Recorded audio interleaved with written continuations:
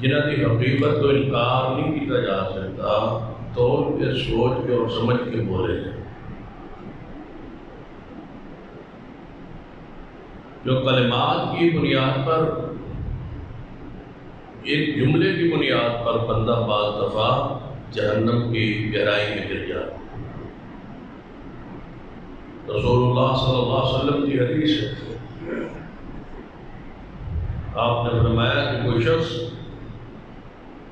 اعمال کر کر کے بالکل جنت کے قریب پہنچا،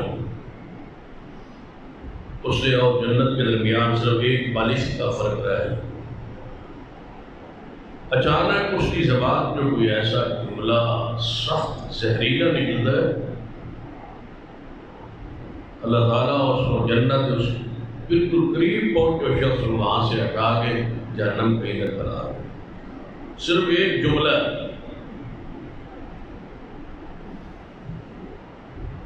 اسی طرح ایک بندہ برے اعمال کر کر جہنم سے بالکل قریب ہوتا ہے، اس سے اور جہنم کے درمیان ایک بالش کا فرق رہا ہے، اچانک کوئی ایسا عمل، ایسا قول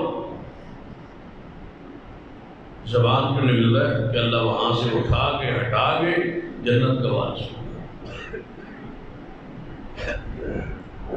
ساری دنیا کا جو یہ نظام ہمارے سامنے قائم ہے، یہ کلمات پر ہے، زبان کے جملوں پر ہے، زبان سے نکلنے والے جو اقوال ہیں ان پر قائم ہے۔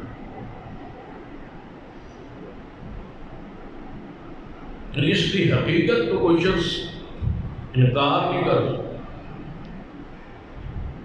مثلاً آپ کے گھر کا پورا نظام جو ہے، آپ کا نکاح، آپ کی بیوی، آپ کے بچے، اولاد، گھر کا ماحول، سکون، اطمینان ایک جملے پر قائم کہ آپ نے بھری محفل مجلس میں گواہوں کی موجودگی میں ایک عورت کو اپنی زبان سے قبول کیا۔ آپ نے کہا، آپ سے یہ کہا گیا کہ فلاں کی بیٹی آپ کے نکاح میں دی ہے، آپ نے قبول کا لفظ زبان سے نکالا، اسی وقت اسی لمحے کتنے رشتے تبدیل ہو گئے، صرف آپ کی زبان سے قبول کا لفظ نکلنے کے بعد۔ اس زبان کی ثقافت، اس زبان کی حیثیت پہ غور کریں، ایک لمحے صرف آپ نے ایک لفظ کہا قبول ہے، اس کے بعد رشتوں کی تبدیلی دیکھیے اور انقلاب دیکھیے کہ ایک عورت کسی کی بیٹی آپ کی بیوی بن گئی ہے۔ ایک لمحہ پہلے آپ کنوارے تھے اور غیر شادی شدہ آپ کو کہا جاتا تھا، صرف قبول لفظ کہنے سے آپ کی اپنا اسٹیٹس جو ہے وہ بھی بدل گیا ہے کہ آپ شادی شدہ ہو۔ جو کنوارے کا لیبل آپ کے ساتھ تھا وہ ختم ہو، کسی کی بیٹی آپ کی بیوی بن گئی، آپ شوہر نہیں تھے، شوہر بن گئے۔ آپ کو اس سے پہلے شوہر یا خاوند نہیں کہا جا سکتا، ابھی آپ کے ایک جملے کے بعد آپ کو شوہر کہا جانے لگا، خاوند کہا جانے لگا۔ اس سے پہلے آپ کو دولہا تو کہا گیا ہے، خاوند نہیں کہا، شوہر نہیں کہا۔ لفظ کہنے کے بعد، ایک جملہ زبان کو ادا کرنے کے بعد آپ کی اپنی حیثیت سٹیٹس جو ہے کتنا تبدیل ہوا ہے، کتنا بدلا ہے۔ آپ کے سسرال نہیں تھے، اس جملے کے بعد سسرال تھے، سسر نہیں تھا، ساس نہیں تھی، سالیاں نہیں تھی، سالے نہیں تھے، یہ سارے رشتے ایک لمحے اور ایک جملے کے بعد آپ کے سامنے آ گئے۔ یہ حیثیت ہے اس جملے کی جو زبان سے،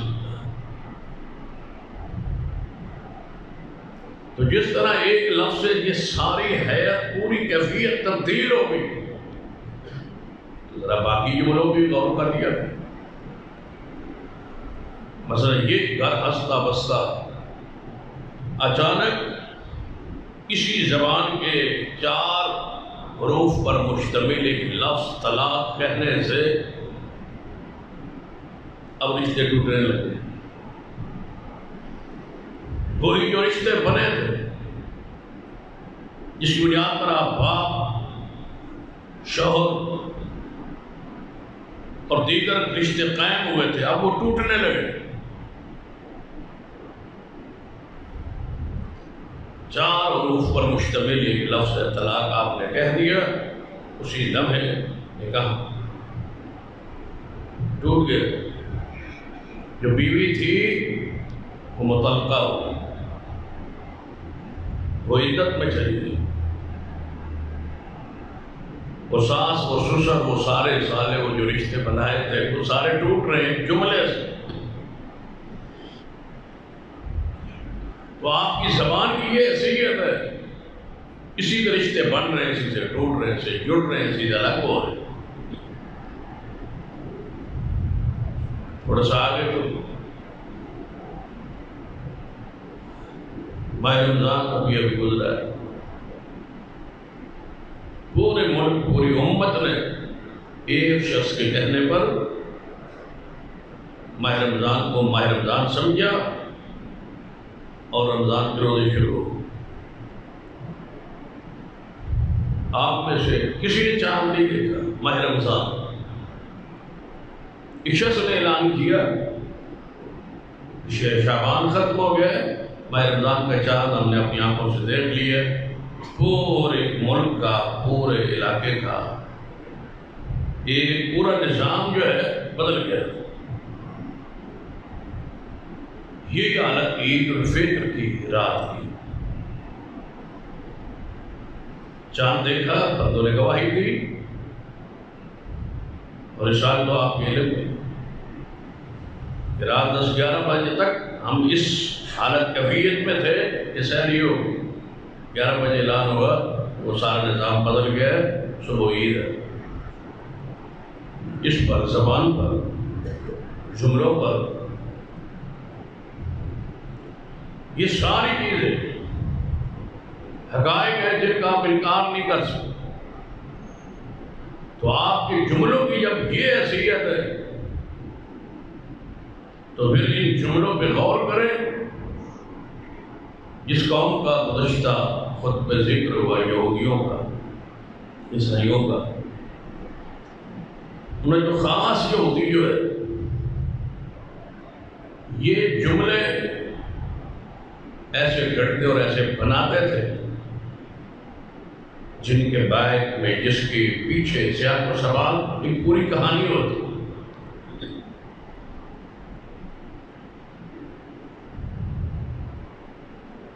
اور وہ جملے مشہور کرتے، الفاظ بدلتے، حروف بدلتے، مخارج بدلتے، تاکہ ان الفاظ کی حیت، کیفیت بدل جائے. یہ یہودیوں کی عادت تھی، روش تھی. اپنے مذاہب کا پرچار جملوں کے ذریعے وہ کرتے تھے. اور یہ جو روش ہے یہودیوں کی، یہ مسلمانوں میں داخل ہو. اور آج مسلمانوں کی زبانوں پر ایسے جملے، ایسے الفاظ، ایسے جملے جن کی ایک تاریخی، اسلامی اور دینی حیثیت ہے. کچھ جملے گمراہ کن ہیں، کچھ جملے کفر تک لے جانے والے، کچھ جملے ہمارے عقائد اور نظریات کے بالکل برعکس ہے. لا علمی اور جہالت یا لوگوں کے اچکے ہوئے وہ جملے جو ہماری زبانوں پہ جاری. سرور کائنات محمد رسول اللہ صلی اللہ علیہ وسلم، وہ حدیث جو صحیح البخاری اندر ہے، بڑی معروف حدیث. آپ سفر اندر صحابہ کرام کے ساتھ، تو رات کو بارش ہوئی، تو نبی علیہ السلام نے صبح ارشاد فرمایا میرے صحابہ، رات کو کچھ لوگ مسلمان ہو گئے، مومن ہو گئے، مومن رہے، اور کچھ لوگ کافر ہو گئے. صحابہ کرام حیران ہو گئے کس بات کا؟ آپ نے فرمایا جس شخص نے رات کو یہ بات کہی کہ بارش آج کی رات کی جو بارش ہے فلاں ستارے کے فلاں جگہ پر آنے کی وجہ سے ہوگی، وہ کافر ہو گئے، اور جنہوں نے کہا اللہ کے عامر سے بارش ہوئی وہ مومن رہے۔ یعنی جملہ کہ یہ بارش ہے فلاں ستارے کی وجہ سے ہوئی، تو کیا ہوا؟ ایمان گیا، اسلام گیا، دین گیا، ٹوٹ گیا۔ اور جس نے کہا کہ نہیں بارش اللہ کے عامر سے ہوئی وہ مومن ہے۔ ایسے ہی بے شمار جملے نبی رحمت صلی اللہ علیہ وسلم اپنے زمانے اپنی موجودگی میں کوئی ایسا اگر جملہ کہتا جو اسلام یا دین یا عقیدے کے خلاف ہوتا، رسول اللہ روکتے۔ آپ کی یہ سنت ہے، الفاظ کی درستگی آپ کی سنت۔ جس جملے اندر کوئی عقیدہ قرآن اور سنت اور دین کے خلاف جا رہا ہے، رسول اللہ سے روکا ہے، منع کیا ہے۔ اس پر بہت سارے دلائل ہیں، ایک آدھ کی طرف اشارہ کر کے بات آگے بڑھا۔ نبی رحمت صلی اللہ علیہ وسلم انصار کے گھر میں شادی تھی اور دعوت تھی۔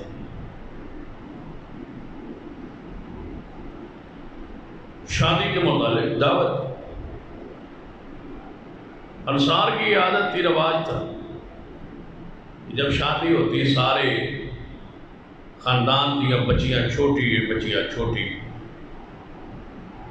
جب اکٹھی ہوتی تھی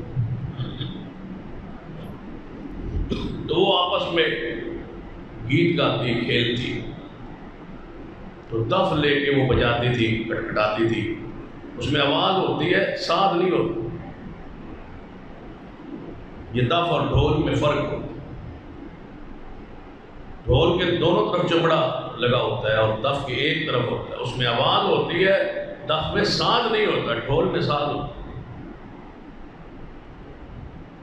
رسول اللہ صلی اللہ علیہ وسلم نے فرمایا مجھے اللہ نے ڈھول کو توڑنے کے لیے بھیجا ہے، اس کو حدیث میں کوبا کہا جاتا ہے، ڈھول۔ یہ موسیقی کے آلات، یہ چیزیں، یہ ڈھول میں توڑنے آیا ہوں، میری ڈیوٹی یہ ہے، میری ذمہ داری یہ ہے کہ اللہ نے مجھے بھیجا اس لیے ہے کہ ڈھول نہ رہے گا، میں اس کو توڑنے کے لیے آیا ہوں۔ رسول اللہ صلی اللہ علیہ وسلم کی حدیث۔ آج امت کے پھر وہ گلے میں، اور حیران کن بات ہے ڈھول ہوتا بھی گلے میں ایسا پڑا ہے کہ آج تک گلے میں حضور توڑنے آئے تھے، امت نے پھر اس کو سینے سے لگایا ہوا، گلے سے، ادھر گلا اور سینہ پورا سجا ہوا ہے ڈھول، جس کو رسول اللہ توڑنے آئے۔ تو بچیاں دف بجاتی تھیں، وہ دف کھٹکھٹاتی تھیں، وہ نشانی تھی کہ یہاں بچیاں وہ قبیلے کی پھر اکٹھی ہو جاتی اور گیت وغیرہ۔ آج سے اپنے ماحول میں پیچھے چلے جائیں، 20 سال 15 سال 20 سال پیچھے چلے جائیں، تمہاری اپنی بیٹیوں بہنوں کو یہ فحاشی اور بے حیائی اور یہ سارے گیت اور گانے، ان کا تصور بہت کم تھا، سادگی تھی۔ بڑی عمر تک بچوں کو شعور نہیں ہوتا تھا ان برائیوں، جس کا آج تصور 3 سال سے بچوں کو ہو گیا، 2 سال سے ہو گیا۔ اس میڈیا نے یا اس موبائل یہ جو تباہی مچائی ہے اس کا ایک حصہ ہے دوستوں۔ تو وہ بچیاں گیت گاتی تھیں، گیت بھی بے حیائی والے، فحاشی والے، برحرمی، اور جس سے بندے کے خواہش پرستی میں، جذبات میں یا اس میں کوئی تبدیلی آئے، ایسی کیفیت نہیں۔ وہ اپنے باپ دادا کی جو قربانیاں ہوتی تھیں، جو جنگیں ہوتی تھیں، بہادری ہوتی تھی، دلیری ہوتی تھی، اس کے تذکرے اشعار میں ہوتے تھے۔ اس میں وہ بچیاں یاد کیے ہوتے وہ پڑھتے۔ تو نبی رحمت صلی اللہ علیہ وسلم شادی پر تشریف لے رہا ہے، دعوت دی حضور کے انصاریوں کے ہاں، اور وہ بھی پہلے حضور تشریف لے آئے، تو کچھ دیر بعد سیدنا عمر تشریف لے آئے، تو نبی علیہ السلام تشریف لے آئے تو وہ بچیاں ایسے ہی بیٹھی رہی اور وہ دف جو ہے وہ کھٹکھٹاتی رہی۔ سیدنا عمر تشریف لائے تو انہوں نے اس کو چھپا لیا بچیوں نے، اور ڈر گئی۔ سیدنا عمر نے ڈانٹا، حضور آئے تو آپ نے ایسے نہیں کیا اور دف روکا بھی نہیں ہے اور آپ نے کھٹکھٹانا بھی بند نہیں کیا، اور میں آیا ہوں تو آپ نے یہ کیا ہے۔ بچیوں نے کہا میں آپ سے ڈرتی ہے۔ تو نبی علیہ السلام نے روکا، عمر ہر قوم کی کوئی نہ خوشی کا موقع ہوتا ہے، انصار کی بچیاں جو ہے نا یہ شادی کے موقع پر ایسا کرتی ہیں، ان کو کرنے، اس میں جوان عورتیں نہیں ہوتی، ذہن میں بٹھا لیں۔ جن لوگوں نے، جن مفکرین نے، جن لبرل لوگوں نے ان چیزوں سے گانے کو جواز دیا ہے یا دف کا جواز دیا ہے یا عورتوں کے ناچنے کا جواز دیا ہے یا عورتوں کے گانے کا جواز دیا ہے، وہ بالکل اپنے کسی اور ایجنڈے پر ہے۔ اسلام میں ایسا نہیں، گانا حرام ہے، عورتوں کا ناچنا بھی حرام۔ بچیاں بھی نہیں ناچتی تھی، وہ عرب کی بچیاں، وہ بھی بیٹھ کے گیت گا رہی، ایک گا رہی ہے دوسری سن رہی ہے، ایسا عورتیں دف کھٹکھٹاتی ہیں۔ جہاں تک حدیث میں تذکرہ ہو وہاں تک رکھنا چاہیے، اس سے ایسا جواز کوئی نکالنا جس سے فحاشی اور بے حیائی اور گانے کا جواز ہو، یہ حدیث پر بھی ظلم ہے، اپنی جان پر بھی ظلم ہے۔ تو بچیوں نے گیت گاتے گاتے کہتے کہتے حضور کی شان میں جملہ گئے اور کہنے لگی ہم میں وہ نبی آ گئے جو قلب کی بات کو جانتے ہیں۔ بات جملوں کی چلی تھی، عقائد کی چلی تھی، تو نبی علیہ السلام نے روکا اسی وقت، اسی لمحے، فرمایا بیٹیوں بچیوں، جو تم پہلے کہہ رہی تھی نا کہ ہم میں نبی آ گئے، اللہ کے رسول آ گئے، ہادے روتے چودھویں کے چاند چڑھ آئے، یہ ساری باتیں ٹھیک ہیں جو تم کہہ رہی ہو، اور یہ جو جملہ تم نے کہا نا اپنے کلام میں اور اپنے اشعار میں کہ ہم میں وہ نبی جو کل کی بات جانتے ہیں، یہ جملہ میرا حق میں درست نہیں ہے۔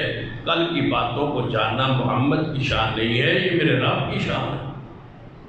یہ جملہ چھوڑو، اس جملے کو ترک کرو، یہ لفظ درست نہیں ہے۔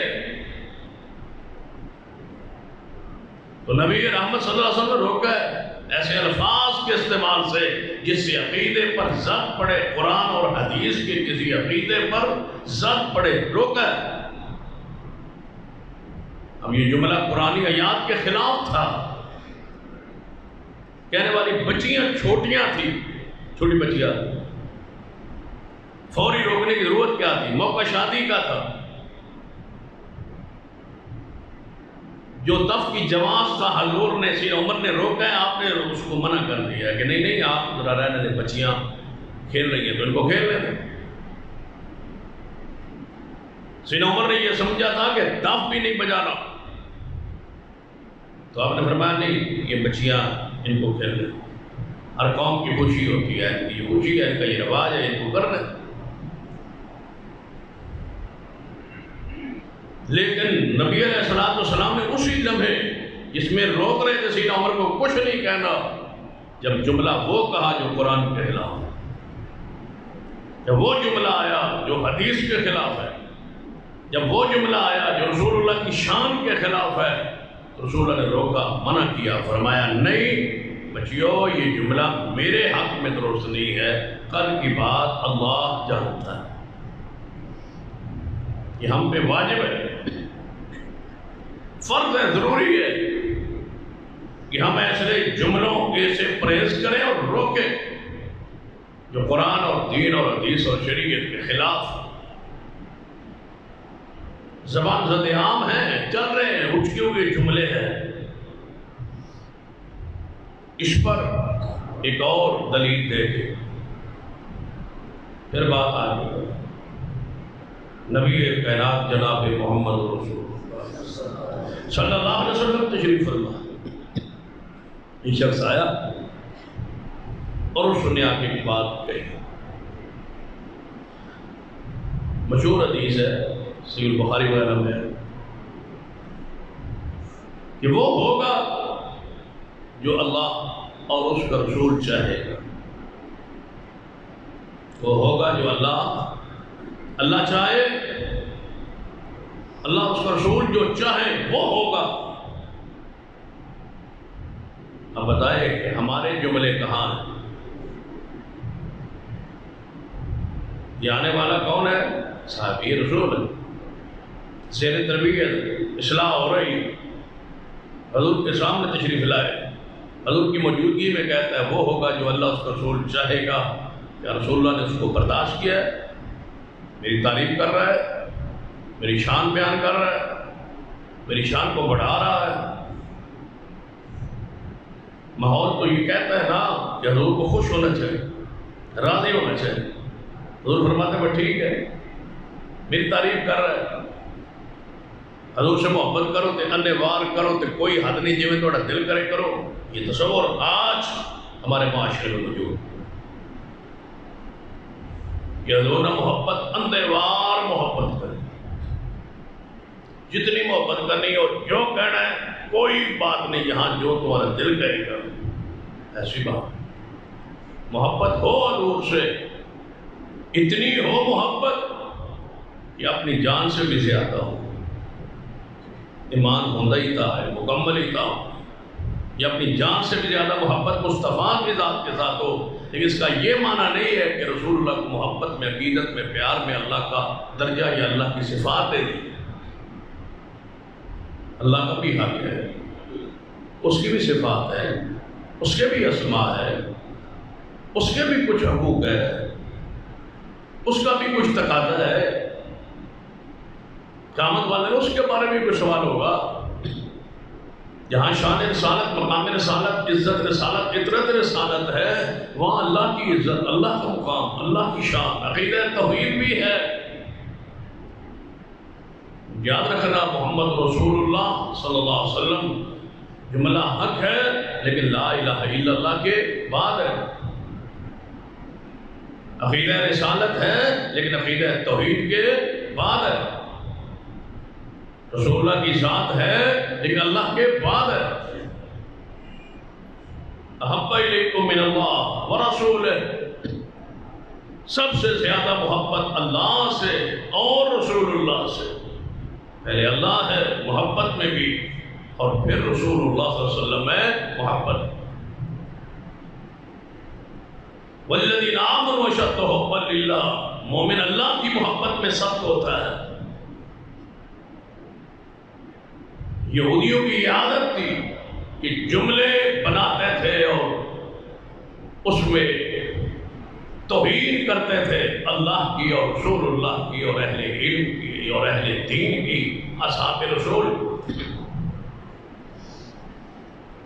وہ جملے آج ہمارے زبان میں جا رہے۔ نبی رحمت صلی اللہ علیہ وسلم نے اس شخص کو اسی وقت روکا، فرمایا کیا تو کہہ رہا ہے؟ اللہ اس کا رسول جیسے چاہے گا ویسے ہوگا؟ فرمایا نہیں، ایسا تو نہیں۔ قل ما شاء اللہ وحدہ، اسی وقت میرے سامنے اس جملے کو بدل اور کہہ ایسے ہوگا جیسے میرا اکیلا اللہ چاہے۔ یہ تو کہہ رہا ہے یہ جملہ درست نہیں ہے، یہ عقیدہ توحید کے خلاف جملہ ہے۔ اس جملے کو رسول اللہ نے برداشت نہیں کیا۔ مومن اللہ کی محبت میں سخت ہوتا ہے، رسول اللہ نے نہیں برداشت کیا، کوئی بات نہیں ہے، چلتا رہتا ہے، ہوتا رہتا ہے۔ اب جملوں پر بھی پابندی ہے اور الفاظ پر بھی قید ہے، ہم الفاظ بھی نہ بولے، جملے بھی نہ بولے۔ جب اصحاب رسول حضور کے پاس آتے تھے تو حضور کو اپنی طرف مخاطب کرنا ہوتا، اپنی طرف متوجہ کرنا ہوتا، تو کیا کہتے؟ راعینا۔ کیا معنی تھا؟ یا رسول اللہ شفقت فرمائیے، ہماری بھی کوئی رعایت فرمائیے، ہماری بات۔ اس طرح عام بندہ محفل مجلس میں جاتا ہے نا، تو کوئی بات کسی کو بڑے بندے کو مخاطب کر لو یا ساڑھا بھی کوئی خیال رکھے، ہم بھی آئے بیٹھے، ہماری کوئی رعایت بھی فرما دو، ہماری طرف کوئی توجہ کر دو، تو رائنا کا لفظ اس بولا جاتا ہے۔ اور یہ واقعہ کہاں ہے؟ قرآن میں۔ وہ کہتے تھے رائنا یا رسول اللہ صلی اللہ علیہ وسلم، ہماری رعایت، ہماری طرف توجہ ذرا فرمائی۔ تو یہودیوں کی یہ سازش تھی، غیر المغضوب علیہم الضالین، اس بری قوم ملعون اور مغضوب کی یہ عادت، یہ الفاظ بدلتے تھے، مروڑتے تھے، مخارج کو تبدیل کرتے تھے۔ انہوں نے کہا یہ جو لفظ ہے نا قرآن میں، حضور کو جب بلانا ہے، مخاطب کرنا ہے تو رائنا کہنا ہے، ذرا رائنا کہنے کے بجائے اس آئین کے آگے جو ہے اس کو ذرا مروڑیے اور یا پڑھیے اور رائنا کہیے، جلدی جلدی رائنا رائنا رائنا کے بجائے رائنا کا ہو۔ کیا ہوگا؟ اب اس کا معنی کتنا بدلے گا؟ رائنا ہماری رعایت کیجیے، رائنا ہمارا چروا ہے، او ہمارے نوکر، او ہمارے خادم۔ بدل دیا ظالموں نے، گستاخوں نے، یہودیوں نے۔ حضور کو جب سامنے آتے تو کہتے رائنا، او ہمارے چروائے، نعوذ باللہ۔ تو اللہ تعالیٰ نے قرآن میں اس جملے کو بدلوایا، لا تقولوا رائنا، اے ایماندارو، جملوں کی حقیقت نہ ہوتی، جملوں پر اسلام دین شریعت کھڑی ہے، لا الہ الا اللہ پر اسلام ہے، جملہ ہے، کلمہ ہے، لا الہ الا اللہ محمد رسول اللہ پر آپ کا ایمان کھڑا ہے، جملہ ہے۔ کوئی بندہ کہہ دے میں اس کو نہیں مانتا، اسی وقت ساری حالت بدل جائے گی، وہ کافر ہے۔ جملوں پر آپ کا ایمان، آپ کا عقیدہ، آپ اس کے پہرے دار ہیں، الفاظ کے آپ امین ہیں۔ ان الفاظ کو جانچیے، پڑھیے قرآن و سنت کی روشنی میں، آپ کیا کہہ رہے ہیں؟ قرآن میں آیا ایھا الذین آمنوا لا تقولوا رائنا، ایماندارو آج کے بعد رائنا نہیں کہنا، یہ لفظ بدلو۔ حضور کو مخاطب کہنا ہو، کرنا ہو اپنی طرف، انظرنا یا رسول اللہ، ہماری طرف دیکھیے۔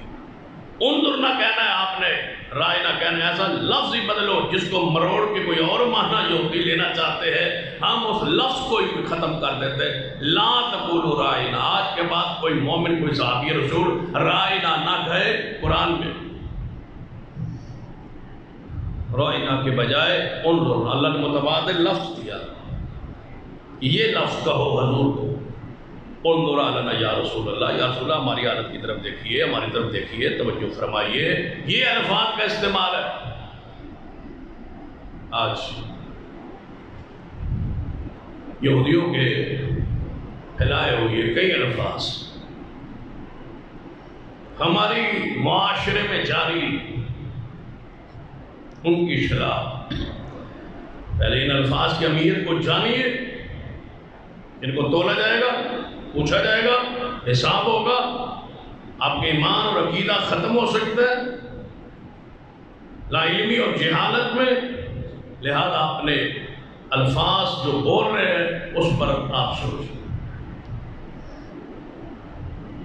کیا کہہ رہے ہیں۔ یہ لفظ ہمارے یہاں مشہور ہے، آپ اس طرف آتے ہیں کہ ہم اللہ، نبی، وارث، اللہ، نبی، وارث، یہ جملہ قرآن کے خلاف۔ واللہ میراث السماوات والارض، اللہ کہتا ہے زمین اور آسمان کا میں اکیلا اللہ وارث ہوں، میری شان۔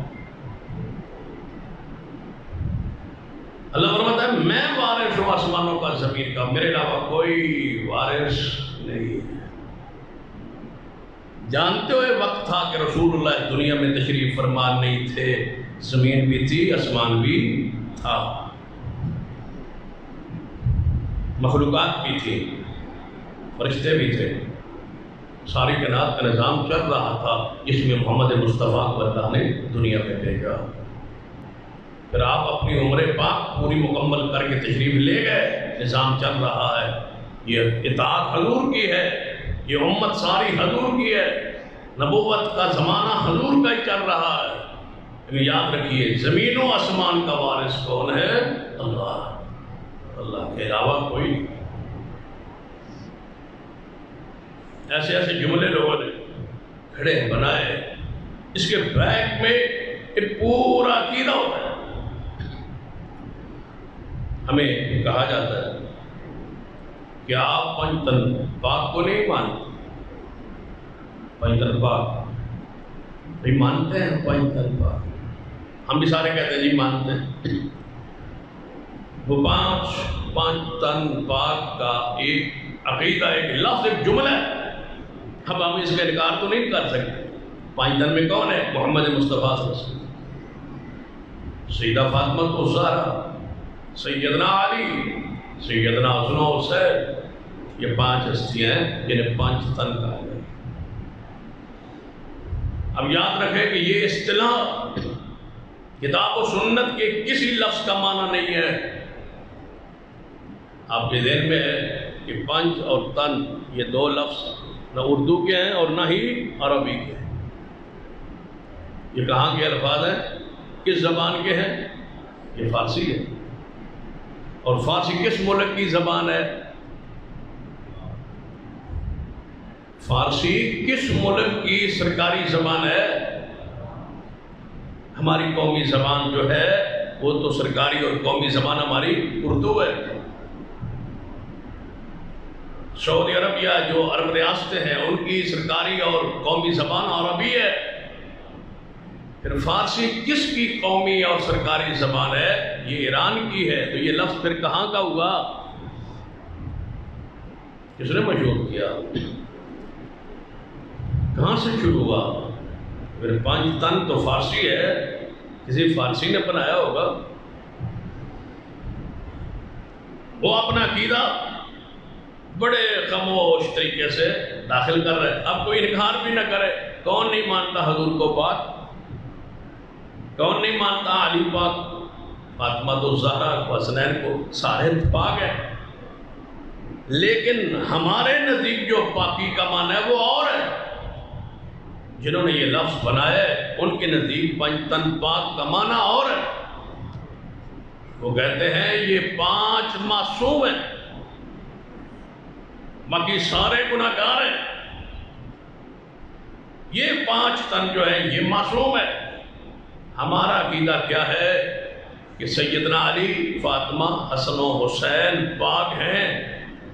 لیکن جو پاک کا معنی آپ کرتے ہیں معصوم، وہ صرف محمد مصطفیٰ صلی اللہ علیہ وسلم. اس نے تو اپنے عقیدے میں کہا ہے. اس نے تو باقی جماعت کو ناپاک کہنا تھا. ابو بکر و عمر، عثمان کو، دیگر اصحاب رسول کو، امی عائشہ کو، حفصہ کو، میمونہ، جویریہ کو، حضور کی بیٹی زینب، رقیہ اور ام کلثوم کو اس پاکیزگی طہارت سے بیر کر کے کہنا تھا کہ یہ ہیں پانچ تن پاک، باقی ہیں سارے ناپاک. تو وہ کہہ نہیں سکتا تھا. اس نے ایسا جملہ اچکا کہ ہماری زبانوں پہ چڑھا کہ پانچ تن پاک. بعض دفعہ سیدنا علی رضی اللہ تعالیٰ کا ہی قول ہے اور صحیح قول ہے، صحیح سند سے غالباً صحیح مسلم میں سیدنا علی فرماتے ہیں کلمۃ الحق ارید بہا الباطل، کہ ظاہری طور پر جملہ سچا ہوتا ہے، مراد باطل ہوتی ہے. کلمہ تو حق ہے کہ پنج تن پاک ہے، بات درست ہے، کلمہ درست ہے. لیکن اس کے بیک میں سیاق میں جو عقیدہ ہے کہ باقی سارے پاک نہیں ہیں، یہی پاک ہیں، اور اس پاک کا معنی معصوم ہے، عصمت ہے. اس عقیدے کی بنیاد پر کہا. یہ عقیدہ تو کتاب و سنت کے خلاف ہے. گناہوں سے پاک کون ہے؟ محمد مصطفیٰ صلی اللہ علیہ وسلم. معصوم کون ہے؟ محمد مصطفیٰ صلی اللہ علیہ وسلم. معصوم انبیاء ہے. ہمارا عقیدہ ہے وہ سننا کا اجماع ہے. یا خان عصمت صرف انبیاء کا خاص ہے. صحابہ کرام آل رسول اہل بیت اللہ نے کو قبائل سے محفوظ رکھا ہے، کبیرہ گناہ سے وہ محفوظ رہے، لیکن لفظ محفوظ اصحاب پر آل رسول پر بولا جا سکتا ہے، علماء نے بولا ہے، محدثین نے بولا ہے۔ معصوم کا لفظ خاصہ ہے محمد مصطفیٰ صلی اللہ علیہ وسلم۔ محفوظ وہ ہوتا ہے جس سے گناہ کا امکان موجود ہو، یہ فرق ذہن میں بٹھا لیجئے۔ محفوظ وہ ہوتا ہے جس سے گناہ کا امکان ہو، اللہ نہ ہونے دے اپنی رحمت اپنی قدرت سے، تو یہ لوگ محفوظ ہیں۔ جن کے دل میں گناہوں کی نفرت بھر دی جائے وہ محفوظ ہیں، لیکن جس سے گناہ ہونے کا امکان ہی نہ ہو وہ معصوم ہے، اور وہ محمد مصطفیٰ صلی اللہ علیہ وسلم۔ اپنے ایمان اپنے عقیدے کو درست فرمائیے تاکہ کوئی بندہ تمہارے عقیدے کو اٹھ کے نہ خراب نہ کرے، تمہارے ذہنوں میں کوئی فتنہ ڈالے نہ۔ اتنا مضبوط ہو عقیدہ۔ ایسے جملے کہنے میں تو بے شمار ایسے جملے، جب ہم چھوٹے چھوٹے یہ بچوں کو دیکھتے تھے، اب تو شاید ہمارا یہ یعنی فیلڈ ہی نہیں ہے، جب چھوٹے ہوتے تھے تو بچوں کو سنتے تھے، دیکھتے تھے، کھیلتے تھے، تو کھیل میں ہم کیا کرتے تھے؟ تین کانے کہتے تھے۔ کون کون کانا تھا پتہ ہے آپ؟ تین کانے ابو بکر عمر عثمان رضوان اللہ۔ اور کسی کا کوئی کام ہو جاتا کہتے ہیں فلاں کے تو پاؤں 12 ہیں، پاؤں 12 سے مراد کون ہے؟ وہی 12 معصوم امام۔ اتنے ظالم ہیں، یہ ایسے عقیدہ گھڑتے ہیں، کھیلوں میں بھی انہوں نے اپنے عقیدے کو منوایا۔ پاؤں 12 ہیں، تین کانے، اب کہتے رہو تین کانے ابو بکر عمر، پتہ ہی نہیں ہے کہ میں نے کیا کر دیا ہے، میں کفر میں چلا گیا ہوں۔ ابو بکر عمر عثمان کے بارے میں یہ نظریہ گندہ کہاں سے میں نے داخل کر لیا؟ یہ تو یہودیوں کا جملہ تھا۔ 14 معصوم، لیکن گاڑیوں کے نمبر بھی 14 ہوتا ہے، یا 12 ہوگا یا 14 ہوگا یا 5 ہوگا۔ گاڑیوں کے نمبر بھی بڑے بڑے لاکھوں کروڑوں میں بکتے ہیں۔ 5 نمبر کیونکہ 5 تن پاک، 786 کیوں؟ یہ بسم اللہ ہے۔ 11 کیوں کہ یہ 11ویں ہے۔ 12 کیوں کہ یہ 12 معصوم ہے، 12 امام۔ 14 کیوں کہ 14 معصوم ہے۔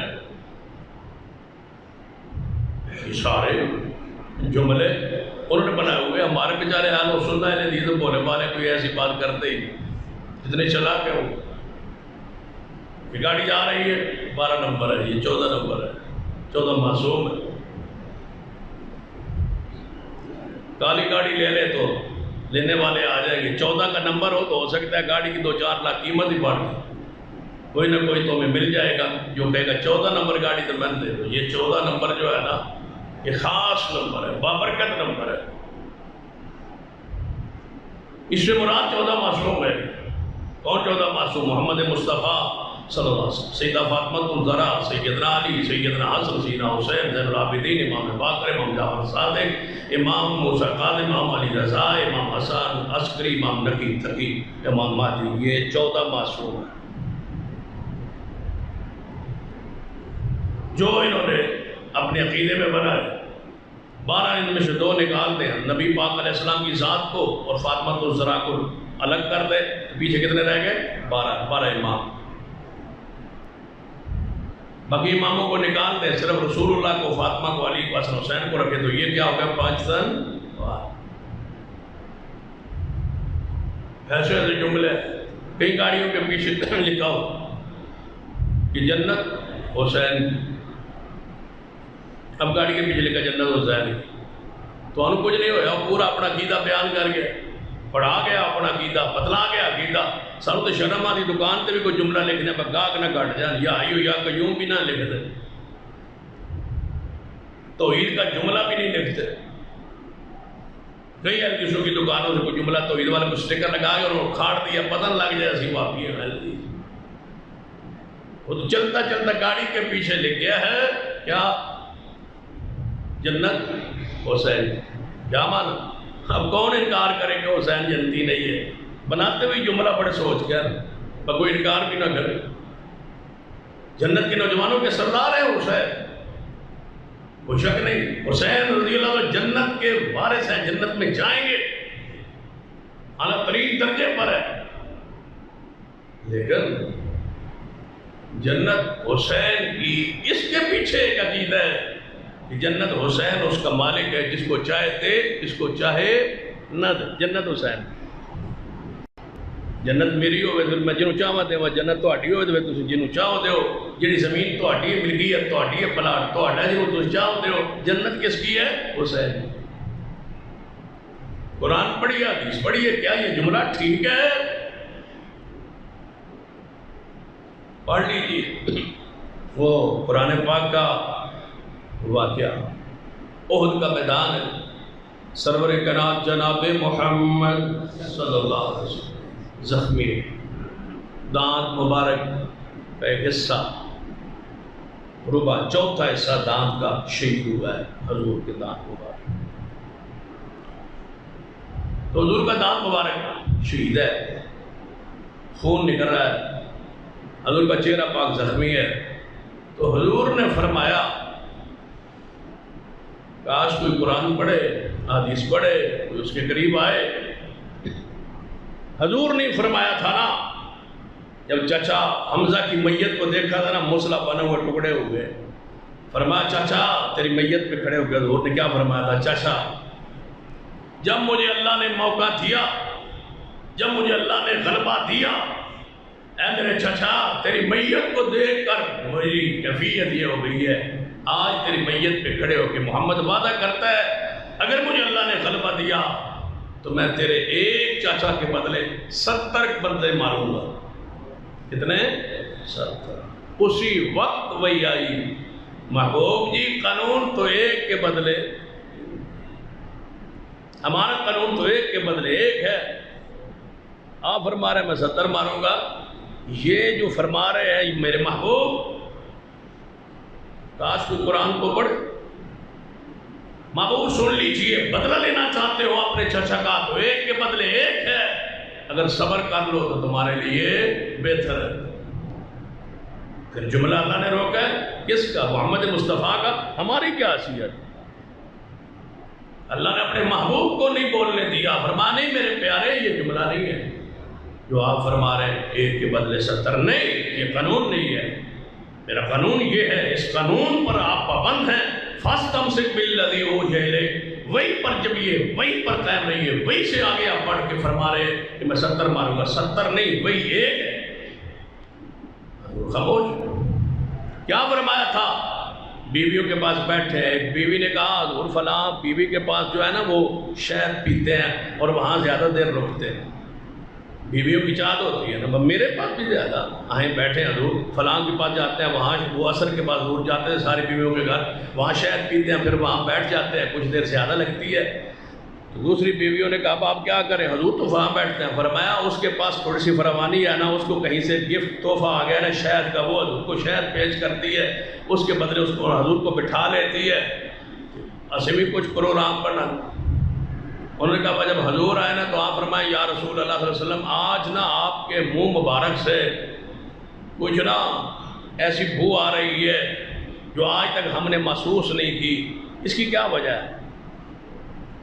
نبی علیہ السلام نے فرمایا کوئی شہد میں نے تو ایسی کھائی پی نہیں ہے جس سے منہ میں کوئی ایسی بات ہو، بس شہد پیا ہے۔ انہوں نے کہا پھر شہد کے بھی مختلف ذائقے ہوندے نا، مکھی کسی بوٹی تے بہ گئی ہونی، کسی پھول تے بہ گئی ہونی، وہ شہد کا ذائقہ پھر ٹھیک نہیں ہونا تو تساں پی لیا۔ حضور نے فرمایا میں آج کے بعد شہد نہیں پیوں گا، شہد مجھ پہ حرام ہے۔ پھر اللہ تعالیٰ نے خاموشی اختیار کی ہے، پھر کیا اللہ تعالیٰ نے روکا نہیں ہے؟ پھر سورۃ التحریم اس امت کو کیوں نہیں سنائی جاتی؟ پھر سورۃ التحریم اٹھائیے، 28واں پارہ اٹھائیے، انداز تخاطب تو پڑھیے، اللہ کیا کہتا ہے؟ یا ایھا النبی، سارے جس نے عقیدہ توحید کو سمجھنا ہو اللہ کی قسم یہاں آ کے سمجھے اس آیت میں عقیدہ کیا ہے، کمال ہے۔ اللہ کس کو مخاطب کرتا ہے؟ محمد مصطفیٰ سے۔ حضور نے کیا فرمایا تھا؟ آج کے بعد میری ذات پہ کیا حرام ہے؟ شہد۔ سانو بھی پیر دس دے رہے نا، پر تو وڈا گوشت نہیں کھانا، میں نے پیران دی 10 سے، تو اٹھ دا گوشت نہیں کھانا، میں نے پیران دی 10 سے، میں نے فلاں تو شاید نہیں کھاڑی، تینوں پیران دی 10۔ یہ پیر بذات خود اس مقام پہ کھڑے ہیں کہ ہم جو چیز حرام کرتا کہ ذہن میں ایک جو ہے روب قائم رہے کہ میرے پیر نے مجھے یہ چیز منع کی ہوئی ہے، میں نہیں کھاؤں۔ یہ کون ہوتے ہیں؟ اللہ کی حلال چیزوں کو حرام کرنے والے۔ یہ اتخذوا احبارهم ورهبانهم اربابا من دون اللہ، یہ اللہ بن بیٹھے ہیں، یہ رب بن بیٹھے ہیں۔ رسول اللہ نے فرمایا میں شہد نہیں پیوں گا۔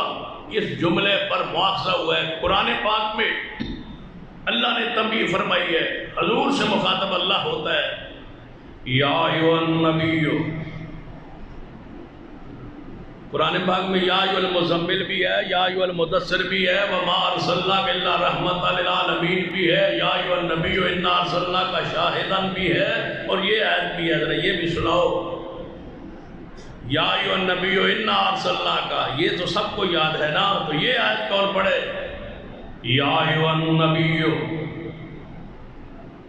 یا ایھا النبی لما تحرم، ترجمہ کہیے آپ علماء سے پوچھیے، لیوا، یا ایھا النبی لما تحرم، اے بھی علماء کا کوئی روایت ہو سی، کوئی حدیث ہو سی، تے سند صحیح نہ ہو سی، بھائی قرآن 28واں پارہ ہے سورۃ التحریم میں، یہ پہلی آیت مبارک ہے، یا ایھا النبی لما تحرم ما احل اللہ لک تبتغی مرضات ازواجک، اے پیارے محبوب، اے میرے نبی، لما تحرم ما احل اللہ لک، جس چیز کو اللہ نے حلال کیا کیوں کیا حرام آپ نے؟ اس کے علاوہ کوئی ترجمہ ہے تو مجھے کر کے دکھائیے، لیما کا معنی کوئی اور ہے تو بتلائیے، یہ لیما پھر اور کون، اور پھر اس میں سے ایک اور بات ذہن میں رکھے، رسول اللہ کو کون کہہ رہا ہے لیما؟ اللہ۔ ہم کہتے ہیں اللہ حضور کو لیما کہہ سکتا ہے، کیوں ایسا کیا؟ ہم نہیں کہہ سکتے، ہم تو حضور کے غلام ہیں نا۔ اللہ کہہ رہا ہے یا ایھا النبی، اے میرے پیارے حبیب جناب محمد صلی اللہ علیہ وسلم، یا ایھا النبی لما تحرم ما احل اللہ لک، اے میرے محبوب کیوں حرام کیا اس چیز کو جو اللہ نے حلال کی، لکا تیرے لیے، لکا تیرے، لکا سارا قرآن کھولو جہاں بھی لکا ہے میرا حضور کے لیے ہے نا، جب وہ یاد آتا ہے تو یہ بھی پڑھو، وَالضُّحَىٰ وَاللَّيْلِ إِذَا سَجَىٰ مَا وَدَّعَكَ رَبُّكَ وَمَا قَلَىٰ وَلَلْآخِرَةُ خَيْرٌ لَكَ مِنَ الْأُولَىٰ وَلَسَوْفَ يُعْطِيكَ رَبُّكَ فَتَرْضَىٰ۔ فرمایا محبوب لَکَ تیرے لیے، آپ کے لیے محبوب، یا ایھا النبی لما تحرم ما احل اللہ لک، اے میرے محبوب کیوں حرام کیا میری اس چیز کو جو اللہ نے حلال کی، کس کے لیے؟ لک آپ کے لیے، تبتغی مرضات ازواجک، تبتغی مرضات ازواجک، اپنی بیویوں کو خوش کرنے کے لیے، اپنی بیوی کو خوش کرتے ہیں آپ، بیویوں کی رضا کے لیے، ان کو خوش کرنے کے لیے میری حرام کی حلال چیز کو تو آپ نے حرام کہہ دیا ہے۔ یہ نہیں کہنا آپ نبی ہیں، پیارے ہیں، لیکن محبوب سن لیجئے میری حلال چیز کو حرام کرنے کا اختیار نہیں۔ نبی علیہ السلام میدان احد میں زخمی ہیں، زخمی حالت میں فرما دیا کہ یہ لوگ جنہوں نے مجھے زخمی کیا، بے نیاز، جس کو بے نیاز کہتے ہیں، اس کو اللہ کہتے ہیں، قل هو اللہ احد اللہ الصمد، رسول رحمت فرماتے ہیں کہ یہ لوگ جنہوں نے میرے چہرے کو زخمی کیا، میرے سر پاک کو زخمی کیا، یہ لوگ جنت میں نہیں جائیں گے، یہ لوگ بخشے نہیں جائیں گے۔ بندہ غصے میں ہوتا ہے نا، حضور جلال میں تھے، غصے پاک میں تھے، غصہ بھی حضور کا پاک ہی ہے بھائی، ہم تو ادب احترام اکرام کا یہ انداز جانتے ہیں. ہمیں تو اساتذہ نے یہ سمجھایا پڑھایا کہ حضور کے لیے غصے کا لفظ بھی کہیں تو پاک ہی کہیں. حضور کا غصہ ہے نا، حضور کی جلال ہے، حضور کے غصے میں تھے اور فرمایا یہ لوگ بخشے نہیں جائیں گے. جی میں تو سیاح جب تو جنت نہیں جاؤنا، تو جنت مالک ہے، تو جنت نہیں جانا، انہیں جنت نہیں جانا، تن اور آپ نے نہیں بخشنا. ایسے جملے نہ کہیے. نبی علیہ السلام نے ارشاد فرمایا یہ لوگ بخشے نہیں جائیں گے، یہ لوگ جنت میں نہیں جائیں گے. کون؟ جنہوں نے اپنے نبی کے چہرے کو زخمی کیا. خون جاری ہے، نبی علیہ السلام کے چہرے پاک سے خون کا فوارہ نکل رہا ہے. فرماتے ہیں نہیں بخشے جائیں گے یہ لوگ جنت میں نہیں جائیں گے جنہوں نے اپنے نبی کے چہرے کو زخمی کیا. ان الفاظ کو کس نے بدلا؟ پھر ان الفاظ کو کس نے روکا؟ پھر ان الفاظ کو کس نے ٹوکا؟ اَوَٰذَا لَيْسَ لَكَ مِنَ الْأَمْرِ شَيْءٌ. قرآن پاک پڑھیے، بے نیاز کے کلام کو پڑھیے، قرآن کو پڑھیے. لَيْسَ لَكَ مِنَ الْأَمْرِ شَيْءٌ، لَيْسَ لَكَ مِنَ الْأَمْرِ شَيْءٌ. اے محبوب یہ آپ کا اختیار نہیں، جنت دینا جہنم دینا یہ میرا اختیار ہے. یہی وہ لوگ جنہوں نے آپ کے چہرے پاک کو زخمی کیا، ان قریب وقت آنے والا ہے یہی کلمہ پڑھیں گے، کلمہ پڑھ کے محمد کے غلام بنیں گے اور اسلام کے لیے قربانیاں دیں گے اور جنت میں جائیں گے. ان کو میں بخشوں گا. پھر کون تھا جنہوں نے آپ کے چہرے پاک کو زخمی کیا؟ پھر وہی صحابہ بنے. پڑھیے، قرآن کا مطالعہ کیجیے، حدیث کا مطالعہ کیجیے. وہی سردار بنے اسلام کے، وہی غازی بنے اسلام کے، وہی شہید بنے اسلام کے. کون تھا جنہوں نے نبی علیہ السلام کے چچا حمزہ کے ٹکڑے کیے تھے؟ وہ سیدنا واشی رضی اللہ تعالیٰ عنہ. پھر وہی واشی جب اسلام لے آئے جنہوں نے نبی پاک کے چچا کو زخمی کیا، چچا کو قتل کیا، چچا کی میت کے مسئلہ کیا، ٹکڑے ٹکڑے کرتا رہا، انگلیوں کے پورے کاٹتا رہا. وہی واشی جب اسلام میں داخل ہوئے تو نبی علیہ السلام نے فرمایا تو نے میرے چچا کو مارا تھا. حضور کیا فرماتے تھے؟ میں 70 مارا گا. اب کیا وہ قاتل سامنے کھڑا ہے، میں 70 مارا گا حضور فرماتے تھے. اب وہی قاتل سامنے کھڑا ہے، مارنا ایک سی، وہ بھی سامنے کھڑا ہے. سینا واشی سامنے کھڑے، تو نے قتل کیا تھا میرے چاچا کو. میں نے قتل کیا.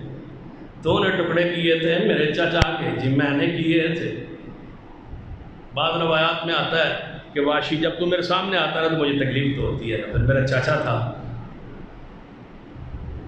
حضرت واشی رضی اللہ تعالیٰ فرمایا کرتے تھے میں سوچتا تھا یا اللہ جس طرح میں نے اسلام کے سردار امیر حمزہ کو شہید کیا ہے، کوئی ایسا وقت لا میں کافر کے سردار کو مار کے محمد کے دل کو ٹھنڈا کروں. فرماتے ہیں پھر وہ وقت آ گیا. جھوٹا تھا نبوت کا دعوے دار مسیلمہ کذاب. یہ وہ واشی ہے جنہوں نے آگے بڑھ کے کھات لگا کے جس طرح میرے حمزہ پہ حملہ کیا اسی طرح مسیلمہ کذاب پہ حملہ کیا اور مسیلمہ کذاب کو قتل کیا.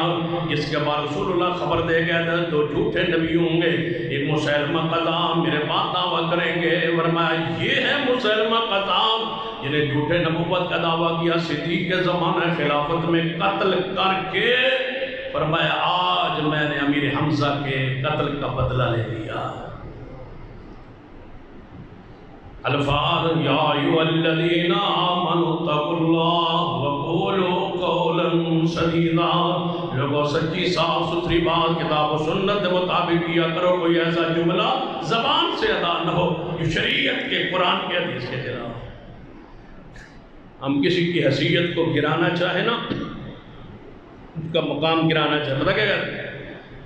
مجھے کوئی پرواہ نہیں، زید ہو یا بکر ہو، میں نے کی پرواہ. کوئی زید ہو کوئی بکر ہو، کوئی زید ہو کوئی بکر ہو، سانوں کی پرواہ ہے. پاوی کوئی زید ہو پاوی کوئی بکر ہو. یہ ظالمو یہ جملہ کس نے مشہور کیا ہے؟ اسی کسی کو جاننے کوئی سی زید بکر نو اسی نہیں جانتے. تو زید بکر نو کوئی نہیں جانتا.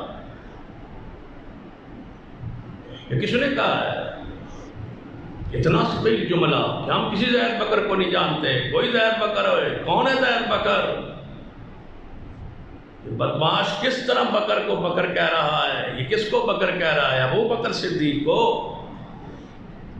ہم کسی زید بکر کو نہیں جانتے، بس ساڑھا تیرے نال تعلق ہے، ہم کسی زید بکر کو نہیں جانتے۔ تو زید بکر کو نہیں جانتا تو مسلمان ہی نہیں ہے، تو کسی کو نہیں جانتا تو پھر جانتا کس کو ہے؟ ابو بکر کو نہیں جانتا، رسول اللہ سے پوچھ ابو بکر کو جانتے تھے یا نہیں جانتے؟ حضور دنیا سے جاتے ہوئے فرما رہے ہیں سب کے دروازے بند کر دینا سوائے ابو بکر کے، میں سب کے سانات کا بدلہ دے کے جا رہا ہوں سوائے ابو بکر کے۔ جنت کے 8 دروازے سے آواز ہے کہ ابو بکر تجھ کو آئے گی، تو جانتا ہی نہیں ہے ابو بکر کو۔ اسی کسی زید بکر کو نہیں جانتے، تو مسلمان نہیں۔ کیا جملہ کہہ رہے ہیں لوگ کہ زید بکر کو ہم نہیں جانتے؟ جانتے ہو زید کون ہے؟ زید بن حارثہ ہے، صحابی رسول ہے، وہ جس کو حضور نے اپنا بیٹا بنایا ہوا تھا۔ پتہ ہے زید کی کتنی قربانی ہے؟ یہ اما خدیجہ کا غلام تھا، انہوں نے حضور کو ذبح کیا تھا۔ چچا کو پتا چلا قبیلے کہاں سے بکتا بکاتا یہ زید آیا تھا۔ یہ وہ صحابی ہے جس کا نام بھی قرآن میں ہے۔ اس سے بڑا درجہ کیا ہو سکتا ہے کہ 1.25 لاکھ یا 1.5 لاکھ صحابہ میں سے کسی صحابی کا نام قرآن میں نہیں ہے سوائے زید۔ اتنا درجہ، پورا قبیلہ چچا باپ لینے آ گیا، پتہ چل گیا کہ ہمارا بیٹا بکتا بکاتا کہیں مکے میں پہنچ گیا ہے اور وہاں کوئی نبی ہے، اس کا غلام بن گیا ہے، تو لینے آ گئے۔ تو اپنے ابے تے چاچے نو سیان گئے، پہچان گئے زید۔ انہوں نے کہا بس ساڑھا بیٹا بکتا بکاتا، پیسے لے لو جڑے توڑے لگے، جو خرچ ہوا ہم دینے کے، ہم بیٹے کو آزاد کروانے آئے۔ رسول اللہ نے فرمایا تھا زید اس کو جانتے ہو؟ جی یا رسول اللہ، یہ میرا چاچا ہے، یہ میرا ابا ہے، مجھے لینے آئے ہیں، میں سب کو جانتا پہچانتا ہوں۔ فرمایا میں محمد کی طرف سے تم آزاد ہو، فری میں آزاد ہو، جاؤ اپنے باپ چاچا کے ساتھ۔ تو کیا کہا تھا باپ چاچا کو؟ تم واپس چلے جاؤ، میں تمہارے گھر میں وہ آزادی نہیں پائی جو محمد کے گھر میں، میں نہیں جانا چاہتا تمہارے ساتھ۔ یہ وہ ہے زید جس کو تو جانتا ہی نہیں، اسی نہیں جانتے کہ زید بکر، کوئی زید و بکر چھوڑو اس جملے کو، کفرا کافرانہ جملہ ہے، اصحاب رسول کے خلاف جملہ ہے، رافضیوں کا پھیلایا ہوا جملہ ہے، یہودیوں سے اچکا ہوا یہ جملہ ہے۔ ہم زید بکر کو نہیں جانتے، جانتے ہو رسول اللہ نے فرمایا تھا جا زینب میری بیٹی وہاں قید میں، وہ مکہ مکرمہ میں، اس کو لے آ۔ زید لے آیا تھا محمد کی بیٹی کو وہاں سے، تم زید کو نہیں جانتے۔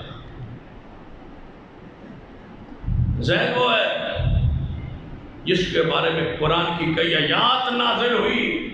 سورۃ الاحزاب پڑھیے 22واں 23 پڑھیے پارہ، یہ انہیں کے بارے میں آیت آئی نا، ما کان محمد ابا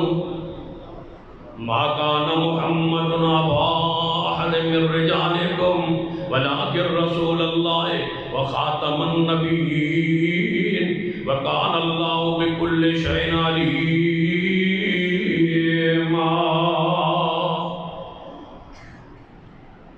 ہم زید بکر کو جانتے ہیں، زید بکر سے بڑا بندہ کون ہو سکتا ہے؟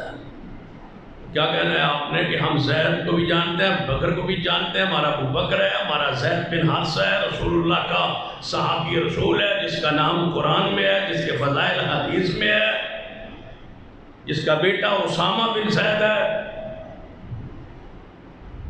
یہ ہمارا ایمان ہے، ہم جانتے ہیں۔ کافروں کا کیا ہے، یہودیوں کا کیا ہے؟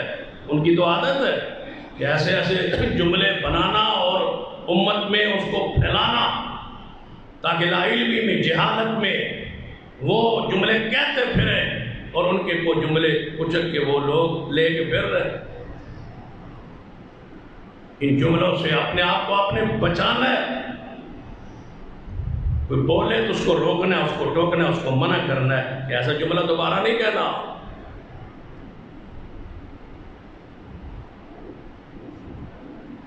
حب علی اور بغض، اب سارے خاموش جس طرح بیٹھے، جس طرح آپ جانتے ہیں، حب علی اور بغض معاویہ، میرا اس کا معاملہ بس وہی ہے بھائی، حب علی والا اور بغض معاویہ والا، اللہ کی پناہ۔ ہماری تو محبت علی سے بھی ہے، محبت امیر معاویہ سے بھی ہے، وہ کاتب بھائی ہے، وہ خالد المومنین ہے۔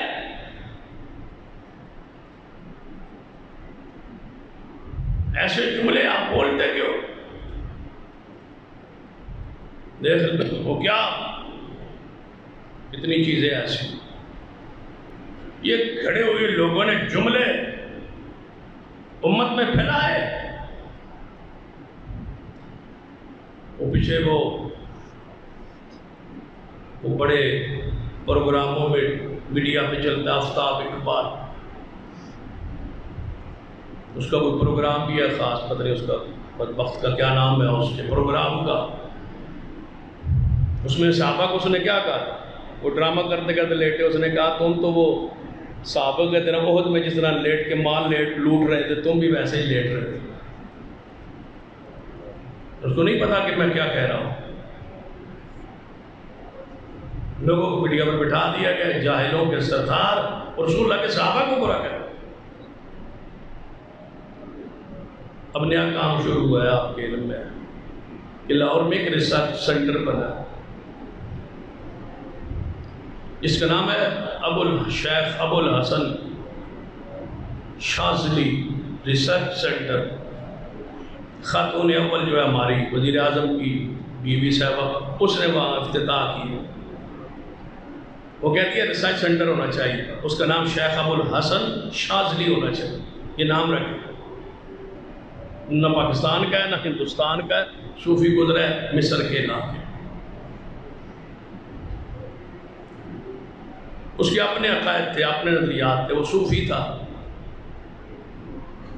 اس کا نظریہ تھا کہ مدینہ میں جوتی ڈال کے جانا جائز نہیں، کہ رسول اللہ جوتے مبارک میں مدینہ میں رہے. ابو بکر بھی رہے، عمر بھی رہے، عثمان بھی رہے، علی بھی رہے، طلحہ بھی رہے، زبیر بھی رہے، اصحاب رسول سارے رہے، جوتی مبارک سمیت رہے. مسجد نبی میں جوتے مبارک ہوتے تھے، اتارتے تھے صحابہ. بخاری میں تذکرہ بھی حضور نے جوتا اتارا، صحابہ نے بھی جوتے اتار دیے مدینہ پاک میں مسجد میں. کسی ایک صحابی سے ثابت نہیں ہے کہ اس نے مدینے میں جوتے پاک اتارے ہوں. ان شاذلیوں کا عقیدہ ہے، یہ ایک گروہ ہے صوفیوں کا کہ یہ جوتے اتار کے نہیں جاتے. اس فرقے سے تعلق رکھتی ہے، یہ بھی جوتا اتار کے جاتی ہے. ساتھ وزیر اعظم سے بھی کہتی ہے تم ہی اتار، تم ہی میرے مذہب پہ رہے. ابھی بھی دورے پر گئے، پچھلے بھی دورے پر گئے، جوتے اتار کے گئے عمران. کیوں؟ یہ فرقہ شاذلیہ ہے. یہ چھپی ہوئی جو برقعے میں ہے یہ پورا فرقہ ہے، فرقہ شاذلیہ. اس پر لکھا ہے محدثین نے، کتابیں لکھی ہے. ان کے الگ طور طریقے ہیں. یہ ذکر کرتے ہیں اللہ ہو کا ذکر کرتے ہیں. یہ فرقہ شاذلیہ ہے. ریسرچ سینٹر بھی اسی کے نام پہ رکھا گیا ہے. عوام کو بیچاری کیا پتا ہونا کہ شیخ ابو الحسن پتہ نہیں کوئی شاذلی پتہ نہیں کون ہوگا، کوئی بزرگ ہو سی. بھائی یہاں پاکستان میں بزرگ کو نہیں رہ گیا تھا. چلو سید علی حجویری لاہور کے تھے تو لاہور میں تھے تو ان کا نام ہو جاتا، کسی پاکستان کے بزرگ کا نام ہو جاتا. نام بھی وہاں سے لیا کیونکہ اپنا مذہب ہے، ان کا مخصوص ذکر ہوتا ہے. حالانکہ ابن تیمیہ رحمۃ اللہ نے اس فرقے کا رد کیا ہے. یہ آج کا نہیں ہے، پرانا گروہ. ابن تیمیہ رحمۃ اللہ نے اپنی کتاب میں اس فرقے کا رد کیا ہے کہ یہ اللہ اور ہو یہ ذکر نہیں ہے. اور یاد رکھیے یہ ذکر بھی نہیں. جب بھی لفظ اللہ کا، اس میں اللہ کا ذکر کرنا ہے، ساتھ جملہ جوڑنا ہے. کلمتان نے کتنے حدیث میں کلمے؟ 2 کلمتان ہیں. حضور یہی فرمانا چاہتے ہیں کتنے کلمے ہونے چاہیے ذکر کے؟ 2 کلمتان حبیبتان الی الرحمن سبحان اللہ. کتنے کلمے ہوئے؟ 2. الحمدللہ. کتنے کلمے ہوئے؟ 2. لا الہ الا اللہ. کتنے کلمے ہوئے؟ 2. اللہ اکبر. کتنے کلمے ہوئے؟ 2. پورا قرآن حدیث پڑھو، اللہ نے صرف کہا ہو کہ اللہ کا ذکر کی، اللہ اللہ اللہ اللہ اللہ. پورے قرآن میں نہیں، ہو نہیں ہے. قرآن ذکر ہے سبحان اللہ، ذکر ہے الحمدللہ، اللہ اکبر، لا الہ الا اللہ، سبحان اللہ وبحمدہ، سبحان اللہ العظیم.